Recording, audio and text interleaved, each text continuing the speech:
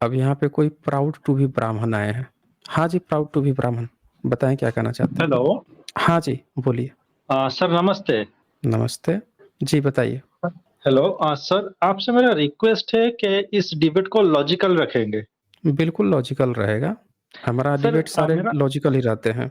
Sir धन्यवाद sir. Sir मेरा आपसे सवाल है इस पृथ्वी में इस संसार में श्रेष्ठ प्राणी कौन-सा है? हम लोग इस डिबेट को शुरू करने से पहले कि आप किस धर्म से सर ताल्लुकात रखते हैं? किस वर्ण से सर रखते मैं हैं? सर मैं ब्राह्मीण हूँ सर। अच्छा, आप ब्राह्मण हैं। तो आप अब मुझसे ये क्वेश्चन पूछ रहे हैं, टॉपिक किस चीज़ पे आप डिबेट किस चीज़ पे करना चाहते हैं? सर मैं ये बताना चाहता हूँ कि ब्राह्मण धर्म श्रेष्ठ है और ब्राह्मीण श्रेष्ठ है। अच्छा, ब्राह्मण धर्म श्रेष्ठ है, ब्राह्मण श्रेष्ठ हैं। सर श्रेष्ठता कैसे, किस आधार पे आप तय करते हैं श्रेष्ठता? श्रेष्ठता सर जिस आधार पे लोग कहते हैं कि मानव जाति श्रेष्ठ है, उस आधार पे मैं कहना चाहता हूँ कि ब्राह्मण श्रेष्ठ है।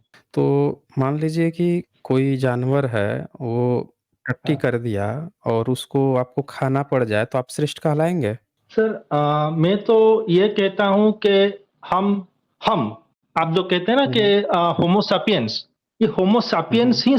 ही मतलब श्रेष्ठ नहीं है, क्योंकि ये किसी जानवर को बाँध के रखता है, उसके बच्चे का हक का दूध पीता है, उसके अगर मेल बछड़ा हुआ है, उसको नपुंसक बना के हल जोतता है। अगर ये श्रेष्ठता है, हाँ, तो फिर ब्राह्मण भी श्रेष्ठ है, क्योंकि ह्यूमन के पास इंटेलिजेंस है, तो ब्राह्मण के पास इंटेलिजेंस है, इसीलिए उन्होंने आगे बढ़ गए।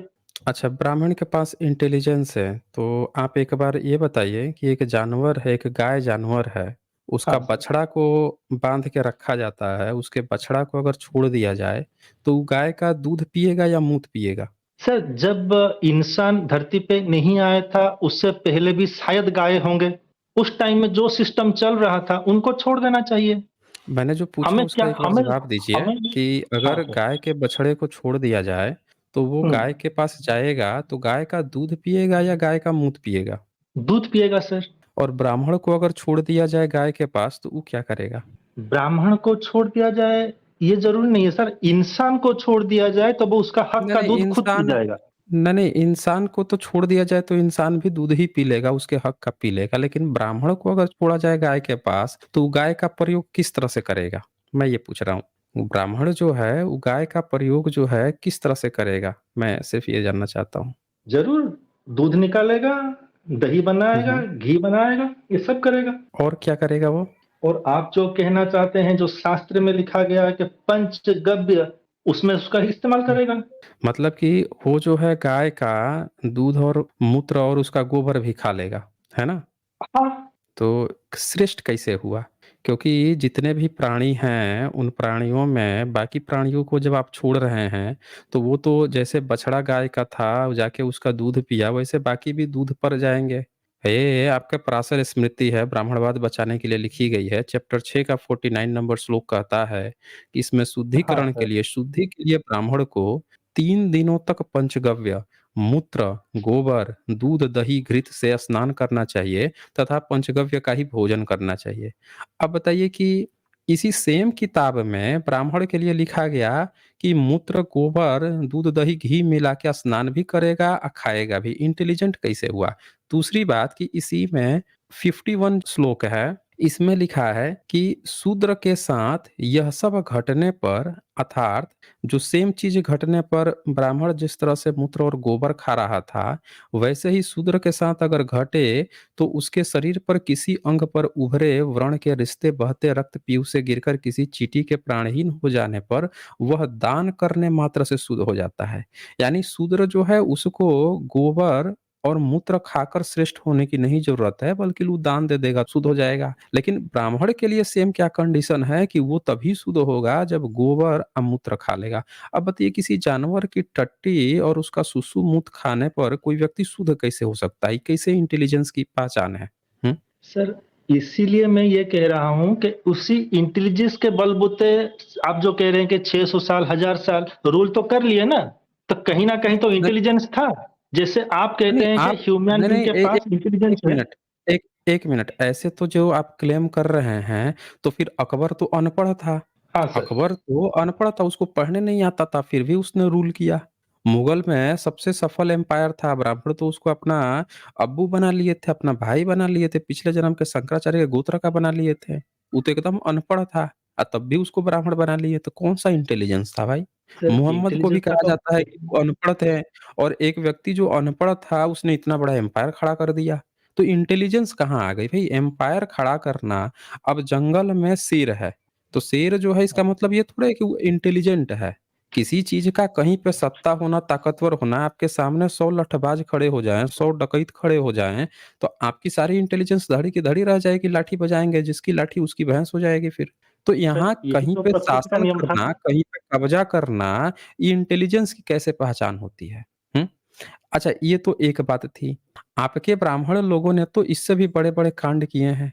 उन्होंने गाय का तो चलो गाय का मूत्र तो पिया ही पिया, आपने तो बाकी के जानवरों तक को नहीं छोड़ा। हुँ? अब मैं आपको कुछ सैंपल दिखाता हूँ। आप इंटेलिजेंस की बात कर रहे हैं ना, मैं आपकी इंटेलिजेंस जो है वो दिखाता हूँ कि आप कितने इंटेलिजेंट थे। ये इंटेलिजेंट देखिए, ये आपके ब्रह्मनिकल सिस्टम की किताब है, सुश्रुत संहिता मैंने खोली है। और उसमें एक चैप्टर ही आपने लिखा है मूत्रवग, ठीक है? वगः। अब इसमें आप क्या कहते हैं कि गाय तो गाय, आप इसमें लिखते हैं कि कौन-कौन से जानवर का मूत्र आपके पुरखों ने टेस्टिंग की है। तो देखिए गाय का तो आपने बता ही दिया कि गाय का टेस्टिंग कर ही चुके। उन्होंने भैंस का भी मूत्र चेक किया है पी-पी के, टेस्ट किया है बाकायदे। ये भी चेक कर लिया कि इससे क्या फ़ायदा होगा और तो और बकरी का भी मूत्र पिया उन्होंने, भेड़ का भी मूत्र पिया है। भाई ये कौन-सा इंटेलिजेंट प्राणी होता है जो हर जीव-जंतु का मूत्र पी-पी के चेक कर रहा है कि कौन-सा टेस्टी है, कौन से कौन बीमारी ठीक होता है। उसके अलावा हाथी का मूत्र तक आपने नहीं छोड़ा। लोगों को हाथी देखने को नहीं मिलता, आपने हाथी का मूत्र खोज के पी लिया। घोड़े का मूत्र पिया, गधे तक का नहीं छोड़ा, आपने गधे का मूत्र पी लिया। ऊँट का मूत्र, हमने तो आज तक सुना था कि मुस्लिम जो हैं, उनको सब चिढ़ाते हैं कि तुम लोगों के यहाँ ऊँट पिया जाता है। मैंने कई लोगों से सुना है, कई एक्स मुस्लिम से सुना है कि वो मुस्लिमों को चिढ़ाते हैं कि तुम लोग ऊँट का मूत्र पी लेते हो, किसी हदीस-वदीस में लिखा है। यहाँ तो आपकी भी किताब में लिखा है कि ऊँट का मूत्र आपने भी पी के चेक कर रखा है। आपने उनसे सीखा या आपने उनको सिखाया ये समझना पड़ेगा। और तो और इनके मूत्र साधारणतः तीक्ष्ण, आपने टेस्टी भी बता दिया पी-पी के कि उनके मूत्र जो हैं इनकी क्वालिटी कैसी होती है। तीक्ष्ण, उष्ण होता है, कटु होता है, तिरक्त होता है तथा अनुरस में लवण होते हैं और हल्के शरीर, मलों की शुद्धि वाले एवं कफ, वायु, कृमि, मंद, विष, गुल्म, अर्श, उदर, कुष्ठ, शोथ, अरुचि और पांडु इन रोगों को नष्ट करते हैं तथा हद और पाचग्नि के दीपक होते हैं। इन सबके समान गुण होते हैं।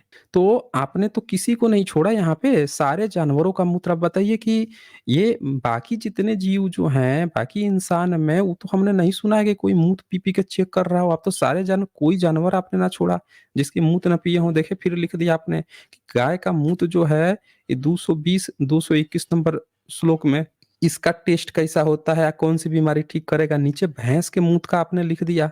इसके नीचे आपने बकरी के मूत्र से क्या होगा वो लिख दिया, भेड़ी का मूत्र आपने नहीं छोड़ा, घोड़ी का मूत्र आपने पी डाला, हंसनी का मूत्र आपने पी डाला, गदही का मूत्र। बताइए वो कौन व्यक्ति होगा जो गदही तक का मूत्र नहीं छोड़ रहा है? ऊँटनी का मूत्र सर हम आपने कुछ देखिए बोल ऊँटनी का मूत्र। हाँ, बिल्कुल बोलिए। ये कौन-सा इंटेलिजेंस की पहचान है भाई?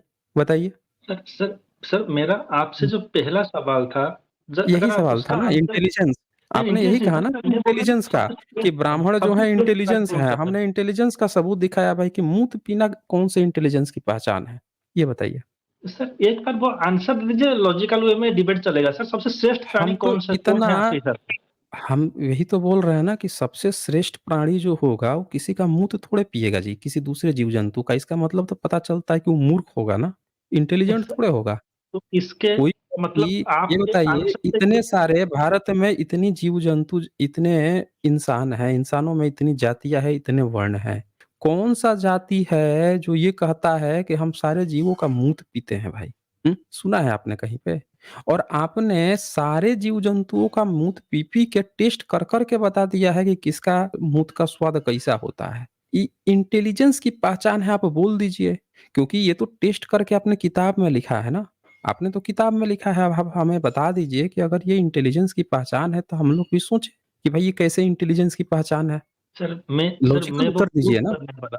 सर मैं उसको प्रूफ हुँ। करने वाला हूँ। कृपया आप ये आंसर तो दीजिए, आप आपके हिसाब से श्रेष्ठ आप श्रेष्ठ हम प्राणी कौन-सी है? हम वही तो कह रहे हैं ना कि एक श्रेष्ठ गाय प्राणी। के भी बछड़े को जब छोड़िएगा ना और एक ब्राह्मण को छोड़िएगा, तो कहा जाता है ना कि सामने आपके सोना रखा हुआ हो और सामने पत्थर रखा हुआ हो। आपके लिए इंटेलिजेंट प्राणी कौन होगा? पत्थर चूज़ करने वाला या सोना चूज़ करने वाला?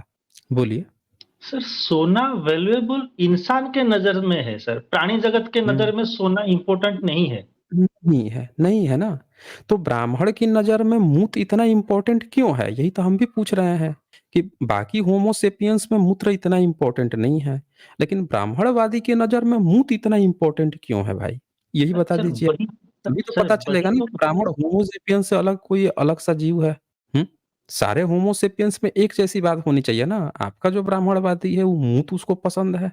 ये कैसा इंटेलिजेंस है भाई? इसको क्लियर कीजिए। सर इंटेलिजेंस नहीं है तो आप जो कहते हैं कि पिछले 1000 साल से यही वर्ग क्यों राज करता आ रहा है, कुछ तो तो हम इंटेलिजेंस रहा होगा। कहाँ कहाँ राज करता आ रहा है? बता दीजिए आप हमें, कहाँ राज आप किया है तो भाई? कहते हैं कि सब आप जितने भी कहते नहीं हैं, आप हमें बता दीजिए कि कहाँ राज करते आ रहा है। आप हमारी बात को तो समझे नहीं हैं।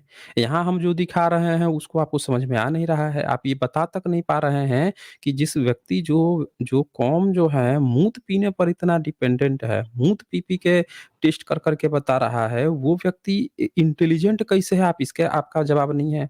दूसरा आप कह रहे हैं कि शासन करते हमने तो कभी कहा नहीं शासन, हम तो कह रहे हैं कि शासन तो अकबर करता था। शासन जो है अकबर और आप क्या करते थे? आप बैठ के अल्लाह उपनिषद लिखते थे उसके लिए। हुँ? ये शासन होता है। आप जो सर हैं लिखना उसके ज़रूरी लिए नहीं है बैठ सर, के उसको लिख तो के ये बताइए नहीं 1 मिनट, ज़रा 1 मिनट रुकिए। अभी तो आप इसका तो जवाब दे नहीं पा रहे हैं। अकबर जब शासन कर रहा था, तो आप ये कौन-सा शासन कर रहे थे? ये बताइए। ये दिख रहा है आपको? हाँ ये सर, किताब दिख रही है आपको? हुँ? क्या हाँ लिखा सर। है बताइए? क्या लिखा है? दिव्यानि धते धते दिव्यानि दिव्यानि धते। हुँ, हुँ। इसका कुछ हिंदी अनुवाद मिलेगा सर? हाँ, मिल जाएगा। एक बार इसको थोड़ा-सा पढ़िए फिर अनुवाद भी निकालता हूँ मैं। धत इल पढ़ इल्लल्ले धते धत इल्लल्ले धत इति धते इल्लल्ले वरुणो वरुण इल्लल्ले इल्लल्ले वरुणः इलल् इतिः इल्लल्ले वरुणो राजा राजा वरुण वरुणो राजा राजा पुनर्दु पुनर्दुरिति पुनः दु दयामि मित्रो मित्रो दयामि दयामि है। थोड़ा पढ़ने में दिक्कत हो रहा है सर, मतलब ये अच्छा पढ़ने में दिक्कत हो रहा है, कोई बात नहीं। अगर पढ़ने में दिक्कत हो रहा है तो हम बढ़ा देते हैं। लास्ट वाला ही सीधे पढ़ दीजिए। लास्ट का जो अंतिम पैराग्राफ है वही पढ़ दीजिए। जी सर। इला मिला मिला मिला मिलम इला कबहो कबहि इला कबहो कबहि इल्लल्ला कबहो कबहि इल्ला कबहो कबहि इल्लल्ला कबहो कबहि अक बहो स्म्यक बहो सम्य कबहो स्वयं कबहो सम्य कबहो से। ठीक है सर। अंतिम में क्या लिखा है नीचे?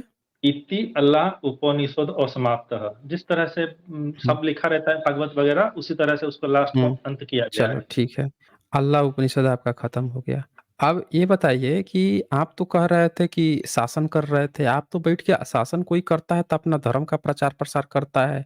आप कौन-सा शासन कर रहे थे मुस्लिम शासन काल में कि आप बैठ के अल्लाह उपनिषद लिख रहे थे? ये देखिए हमने ट्रांसलेशन निकाल दिया आपका, जो लिखा था ना वहाँ पे, जिसको आप नहीं पढ़ हाँ। पा रहे थे। आप तो ब्राह्मण हैं, आप तो इंटेलिजेंट हैं, आपको तो धड़ाधड़ संस्कृत पढ़ना चाहिए था।